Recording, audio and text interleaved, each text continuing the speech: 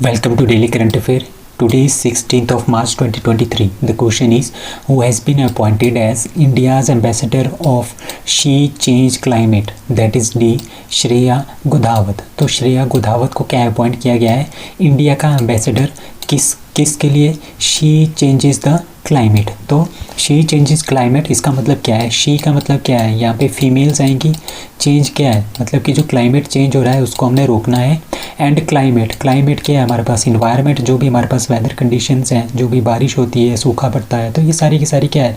Climatical conditions हैं. तो she changes the climate मतलब कि जो हमारे पास आजकल क्लाइमेट चेंज आ रहा है पूरे के पूरे वर्ल्ड में, ग्लोबल वार्मिंग हो रही है, उससे बचाने के लिए ठीक है, जो ये प्रोग्राम है ये लॉन्च किया गया है जिसका नाम है शी चेंजेस द क्लाइमेट. ठीक है, ये शी चेंजेस द क्लाइमेट जो प्रोग्राम है ये किसके अंदर है? ये है एक स्पेशल इनिशिएटिव जिसका नाम है एम्ब्रेस इक्विटी. ठीक है, इसके अंडर जो है शी चेंजेस क्लाइमेट प्रोग्राम है और उसकी जो एम्बेसडर है इंडिया की एम्बेसडर. ठीक है, इंडिया की तरफ से जो एम्बेसडर है शी चेंजेस द क्लाइमेट की वो है श्रेया गोधावत. आपने नाम याद रखना है. श्रेया गोधावत को अपॉइंट किया गया है India's ambassador for she changes climate on 13 मार्च 2023. ठीक है, अभी आपको पता है कि 8 मार्च को क्या होता है? इंटरनेशनल वीमेंस डे हमने मनाया था. ठीक है, ताकि हम वीमेंस की जेंडर इक्वलिटी कर सके पूरे के पूरे इंडिया में, पूरे के पूरे वर्ल्ड में. इसके लिए हमने ये दिन जो है वो मनाया था, इंटरनेशनल वीमेंस डे. तो एक ग्लोबल नॉन प्रॉफिट ऑर्गेनाइजेशन है, उन्होंने ये इनिशिएटिव लॉन्च किया है जिसका नाम है एम्ब्रेस इक्विटी. ठीक है, द इनिशिएटिव जो ये इनिशिएटिव है इसका मेन उद्देश्य क्या है? इसका मेन उद्देश्य है एम्पलीफाई वोमेंस वॉइसेस. मतलब कि जो वीमेंस की जो वॉइसेस है उसको हमने इंक्रीज़ करना है. किसके बारे में? जो इफ़ेक्ट हो रहा है हमारे पास क्लाइमेट चेंज के ऊपर. लाइक हमारे पास ग्लोबल वार्मिंग हो रही है बहुत. अगर कभी बारिश होगी तो बहुत ही ज़्यादा बारिश होगी, अगर कभी सूखा पड़ेगा तो बहुत ही ज़्यादा सूखा पड़ेगा. ठीक है, हमारा जो सी लेवल है वो लगातार ऊपर आ रहा है जिसकी वजह से क्या हो रहा है कि जो जकार्ता है, इंडोनेशिया की कैपिटल जकार्ता है, उन्होंने वहाँ से अपनी कैपिटल हटा के न्यू संतारा रख ली. क्यों रखी? क्योंकि जो जकार्ता है वो डूब रहा है. ठीक है, किसकी वजह से? क्लाइमेट चेंज की वजह से. तो इसी तरह की बहुत सारी प्रॉब्लम्स हमारे पूरे के पूरे वर्ल्ड में आ रही है क्लाइमेट चेंज की वजह से. ठीक है, तो वीमेंस की आवाज़ को ज़्यादा से ज़्यादा स्ट्रॉन्ग बनाना है ताकि हम जो क्लाइमेट चेंज है उससे हम बच सकें. उसी के लिए शी चेंजेस द क्लाइमेट एक प्रोग्राम है जिसके एम्बेसडर श्रेया गोधावत को बनाया गया है इंडिया की तरफ से. ठीक है, according to UN women more than 150 countries have laws that discriminate against women. ठीक है, तो लॉज हमारे पूरे के पूरे वर्ल्ड में अभी भी आपको पता है कि वीमेंस के साथ कितना डिस्क्रिमिनेशन होता है. ठीक है, बहुत सारी ऐसी कंट्रीज़ हैं हमारे पास अभी भी जिनको, जिस तरह अफ़गानिस्तान है या फिर आप सऊदी अरेबिया वगैरह रख लो, तो वहाँ पे क्या होता है अभी भी उस तरह की फैसिलिटीज़ जो है वो वीमेंस को नहीं दी जाती. ठीक है, ताकि मेंस के साथ कंधे से कंधा मिला के चले, इसके लिए उनको बहुत ही ज़्यादा क्या देनी है? फैसिलिटीज़ वगैरह देनी है. तभी हम इंटरनेशनल वीमेंस डे मनाते हैं. ठीक है, और वीमेंस की आवाज़ को ज़्यादा से ज़्यादा स्ट्रॉन्ग बनाना है ताकि हम क्लाइमेट चेंज की कंडीशन से बच सकें. ठीक है, उसी के लिए she changes the climate programme जो है उसकी एम्बेसडर बनी है Shreya Godhawat. G20 flower festival begins in that is a New Delhi. So New Delhi में G20 की फ्लावर फेस्टिवल जो है वो स्टार्ट हुआ है. कहाँ पे? न्यू दिल्ली में. अभी आपको पता है कि इंडिया G20 का भी आजकल प्रेसिडेंट है 2023 में. ठीक है, 2023 के लिए. ठीक है, और जो शंघाई कॉरपोरेशन ऑर्गेनाइजेशन है SCO उसका भी प्रेसिडेंट है. ठीक है, 2023 के लिए. तो G20 की तरफ से ये मीटिंग होती है. बहुत सारी मीटिंग, जितनी भी मीटिंग्स होगी ना G20 की 2023 में, वो सारी की सारी इंडिया में होगी. ठीक है, उसी के उपलक्ष्य में एक फ्लावर फेस्टिवल जो है वो स्टार्ट किया गया है. कहाँ पे? दिल्ली के जो कनॉट प्लाजा है वहाँ पे ये स्टार्ट हुआ है. यहाँ पे देखो G20 लिखा है और यहाँ पे ये फ्लावर्स वगैरह आपके गार्डन में है. ठीक है, तो इसमें क्या है? इसमें इसका मेन मोटिव ये है कि हमने अपनी पूरे के पूरे इंडिया की डाइवर्सिटी को दिखाना है. बहुत सारे हमारे पूरे के पूरे इंडिया में फ्लावर्स जो है उगते हैं, उनकी प्रदर्शनी करनी है. ठीक है, और विदेशों को हमने इनवाइट करना है जो G20 के पार्टिसिपेंट्स हैं. ठीक है, उनको शो करना है कि हमारे पास इतने तरह के फ्लावर्स हैं और पूरे के पूरे कंट्री में इस तरह की क्या है डाइवर्सिटी है. तो इसका मेन ऑब्जेक्टिव भी यही है कि हमने अपने देश की डाइवर्सिटी को दिखाना है। ठीक है, हमारे पास क्या क्या डाइवर्सिटी है पूरे के पूरी इंडिया में, फ्लावर्स को लेके और पेड़ पौधों को लेके। ठीक है, जो भी हमारे पास गेस्ट कंट्रीज़ आएंगी G20 में, उनको ये दिखाना है कि हमारी इतनी ज़्यादा क्या है डाइवर्सिटी है। ठीक है, अलॉन्ग द प्लांट्स के साथ साथ यहाँ पे पेंटिंग्स भी होंगी, फोटोग्राफ ऑफ फ्लावर्स भी होंगे। ठीक है, ये सब कुछ हमने G20 मेंबर्स और उनके जो इनवाइटेड कंट्रीज़ हैं उनको शो करना है। ठीक है, अबाउट G20 के बारे में बात करते हैं। G20 जो है एक वर्ल्ड का लीडिंग इकोनॉमी। ठीक है, इसमें जो वर्ल्ड की टॉप की जो 20 इकोनॉमीज़ हैं वो इसमें पार्टिसिपेट करती हैं और ये एस्टेब्लिश किया था 1999 में। ठीक है, इसका मेन ऑब्जेक्टिव यही है कि जो पूरे के पूरे वर्ल्ड में है उसमें हमने फाइनेंशियल स्टेबिलिटी जो है वो बना के रखनी है। अगर कहीं पे फाइनेंशियल इंस्टेबिलिटी आती है तो इस तरह पाकिस्तान के हाल हुए हैं, श्रीलंका के जैसे हाल हुए हैं, तो इस तरह से कंट्रीज़ क्या हो जाती है, दिवालिया हो जाती है।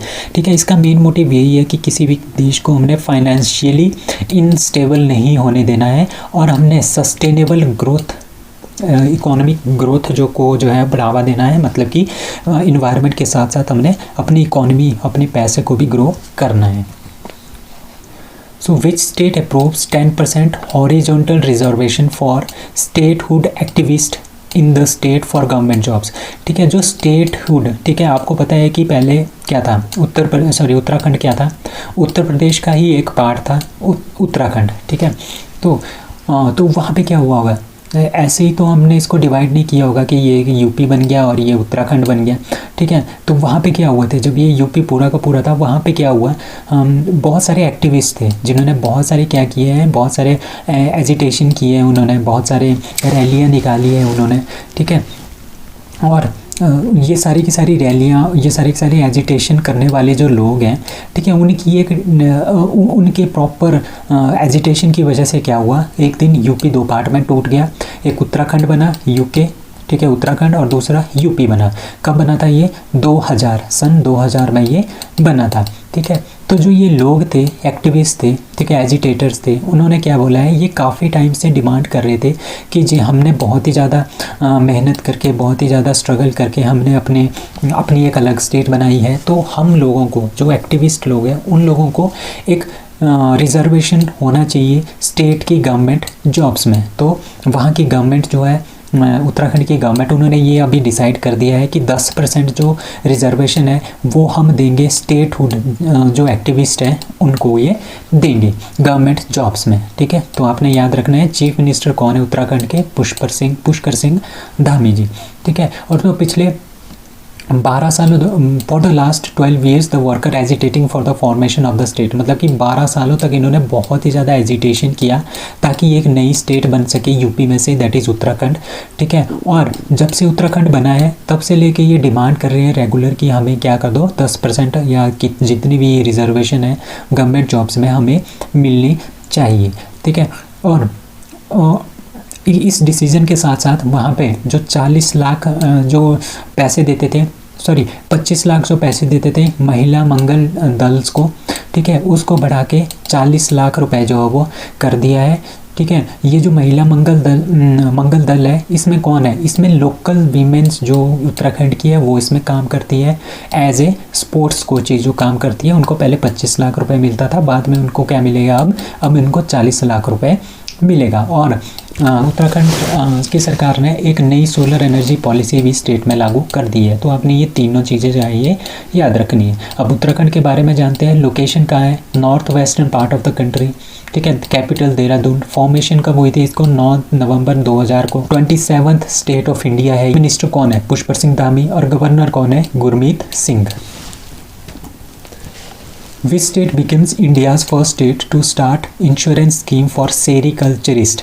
अब सेरिकल्चरिस्ट क्या होते हैं, ठीक है, आपको पता है कि रेशम का कीड़ा होता है, ठीक है, रेशम का कीड़ा होता है जो शहतूत के पेड़ के ऊपर लगा होता है ना, उसको बोलते हैं रेशम का कीड़ा।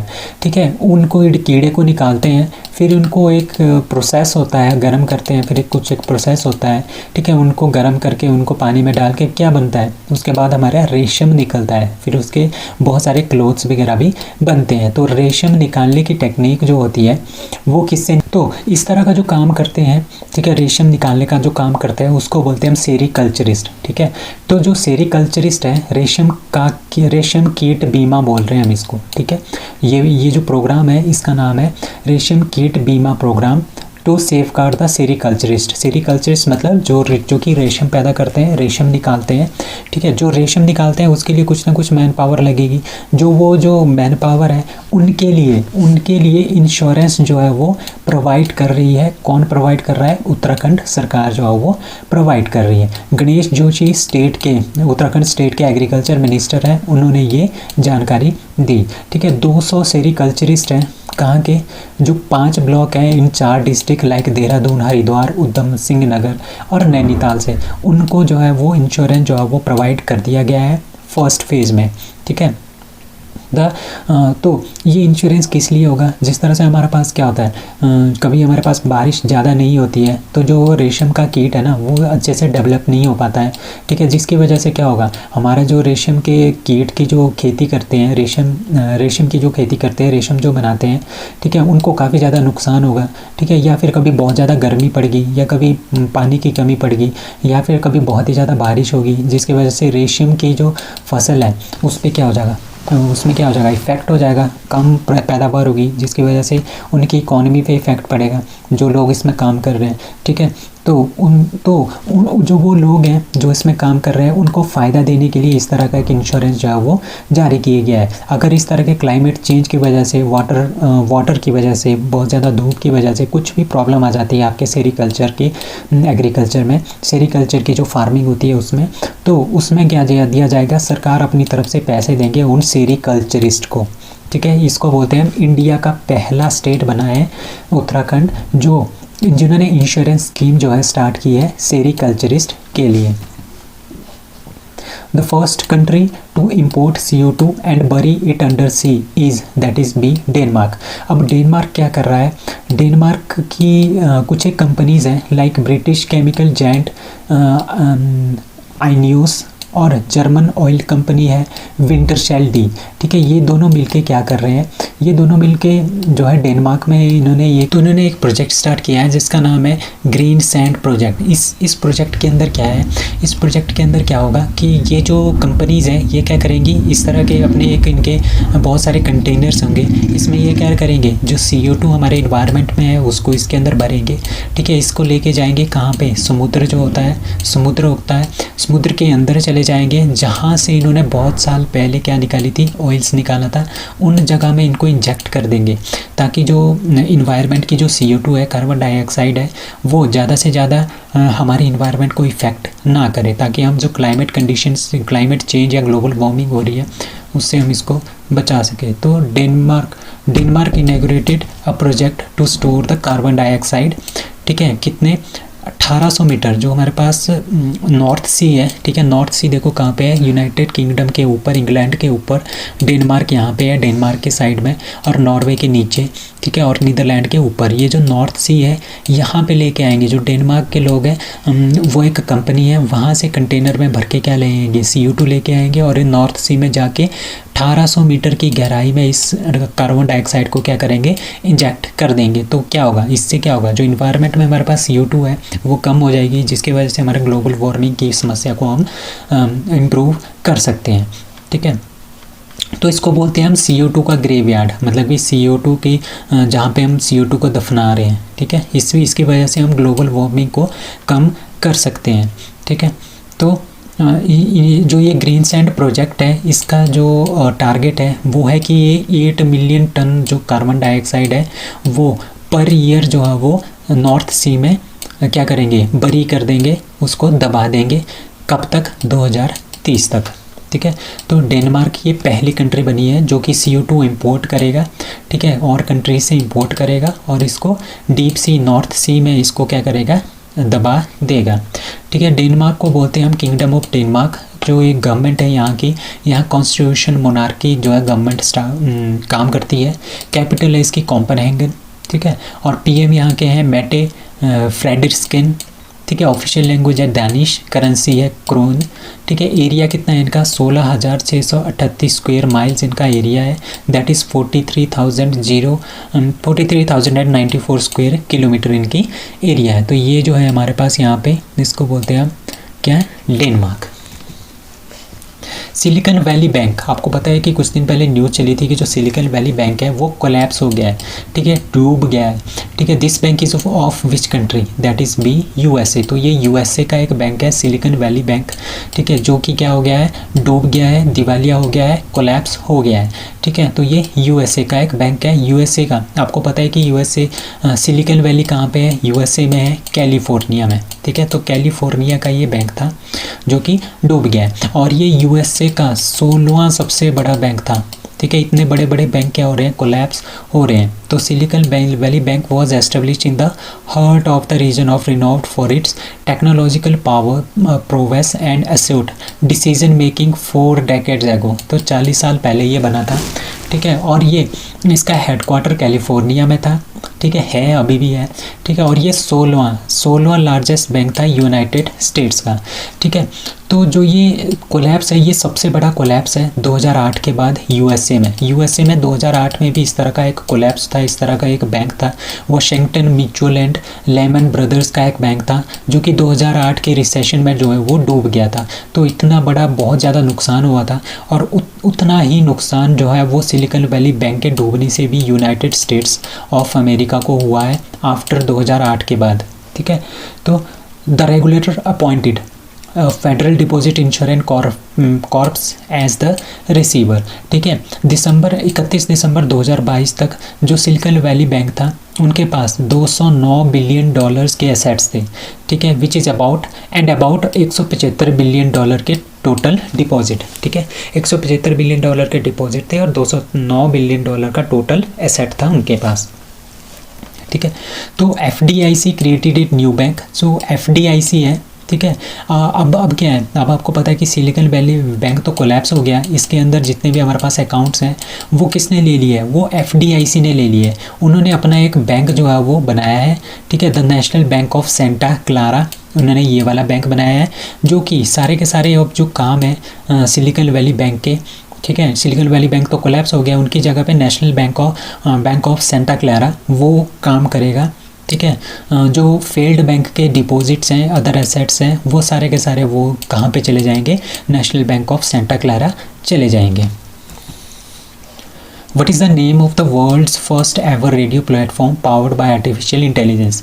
ठीक है, तो वर्ल्ड का पहला फर्स्ट एवर रेडियो, ठीक है, रेडियो प्लेटफॉर्म जो कि आर्टिफिशियल इंटेलिजेंस से चलेगा, उसका नाम है रेडियो GPT, ठीक है। इसका नाम है रेडियो GPT, आपने नाम याद रखना है।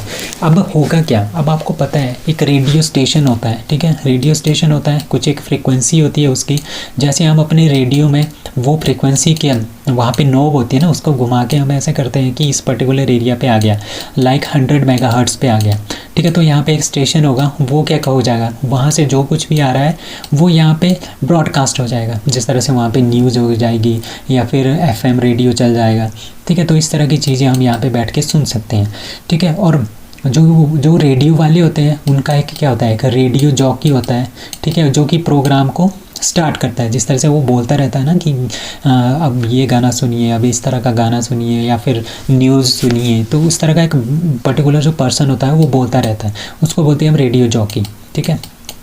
अब हुआ क्या है, इस रेडियो GPT के अंदर क्या होगा, ठीक है, जो भी एक स्क्रिप्ट होगी, ठीक है, पर्टिकुलर जो रेडियो होता है ना, रेडियो के अंदर प्रोग्राम्स होते हैं, उसकी एक स्क्रिप्ट लिखी जाती है।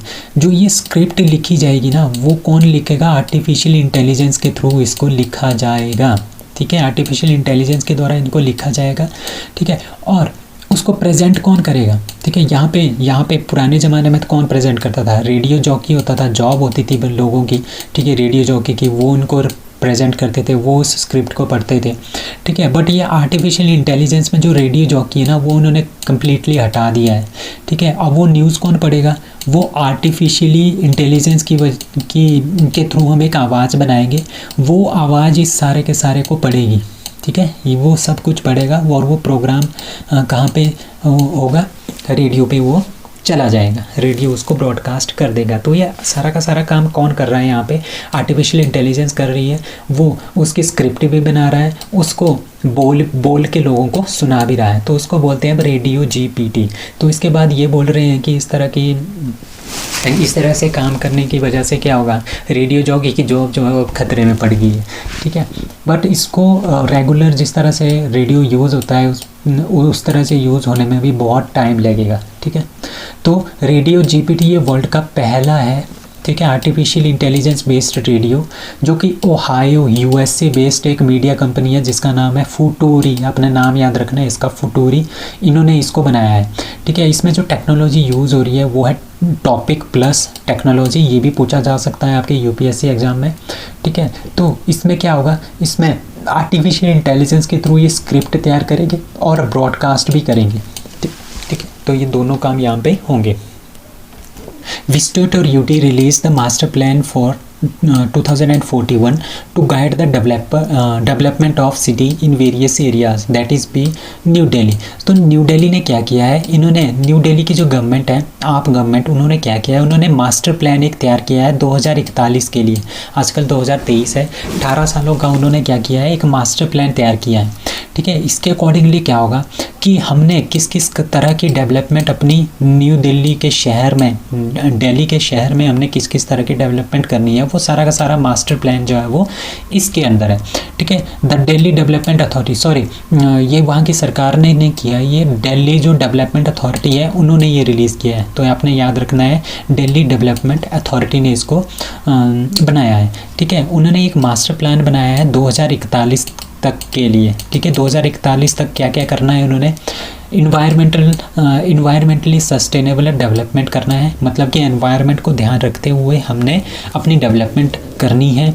Providing good quality of life for the resident, जो दिल्ली के रेजिडेंट हैं उनके लिए बहुत ही अच्छी लाइफ हमने ताकि वहाँ के लोग जो है वो अच्छी लाइफ जी सके, ऐसा हमने वहाँ पे सुविधाएं जो है वो उपलब्ध करवानी है। एड्रेसिंग क्लाइमेट चेंज इशू, क्योंकि वहाँ पे जब बारिश होती है तो बहुत ज़्यादा होती है, धुंध पड़ती है तो बहुत ज़्यादा होती है, ठंड पड़ती है तो बहुत ही ज़्यादा पड़ती है, गर्मी तो आपको पता ही है बहुत ही ज़्यादा पड़ती है, ठीक है। तो क्लाइमेट चेंज के इश्यूज़ को एड्रेस करना, उनको सॉल्व करना, ये भी इस मास्टर प्लान के अंदर है। और creating a dynamic environment for economic, creative and cultural growth, ठीक है। कल्चरल ग्रोथ के लिए क्रिएटिव एंड इकोनॉमिक एक्टिविटीज़, जितनी भी एक्टिविटीज़ है ये सारी की सारी, इनमें हमने ज़्यादा से ज़्यादा डेवलपमेंट करना है दिल्ली में। तो ये चौथा मास्टर प्लान है दिल्ली के लिए, ठीक है। तो जो DDA है, दिल्ली डेवलपमेंट अथॉरिटी, उन्होंने मास्टर प्लान 2041 जो है वो लॉन्च किया है न्यू दिल्ली के लिए। इसका जो मेन उद्देश्य है वो है कि सिटी के डेवलपमेंट को हमने इस तरह बहुत ही अच्छी तरह से इस तरह से गाइड करना है ताकि लोगों को वहाँ पे रहने में कोई भी प्रॉब्लम ना हो। So that's all for today, thank you.